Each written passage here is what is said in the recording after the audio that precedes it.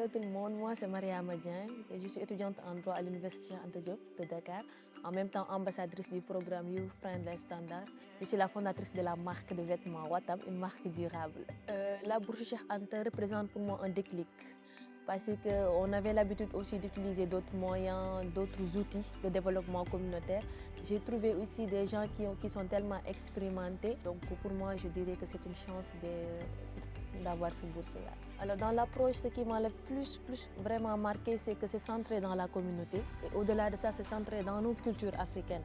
Et c'est quelque chose qui m'a beaucoup plus touchée. Déjà, l'idée d'avoir le nom Cheikh Anta Diop, ça en dit plus. L'approche linguistique, l'approche africaine, mais aussi centrée sur la communauté, ça m'a vraiment marqué.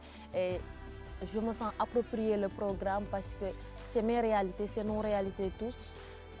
Qui nous permet de développer notre communauté. Alors l'approche vraiment c'était super, c'était excellent je dirais, parce que ça nous permet non seulement de retourner à nos sources et de trouver les solutions, mais pas de les prendre de l'extérieur.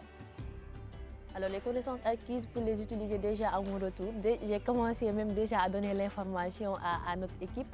Donc l'idée ça serait de, comme on nous a appris, de diffuser, d'informer, de transformer aussi cette information à d'autres personnes, à notre organisation, à la communauté. Leur dire que certes, il y a ces outils-là, mais pourquoi pas améliorer ces outils, le centrer sur la communauté et sur nos cultures africaines. Donc l'idée, la première chose que je ferais, c'est de diffuser l'information.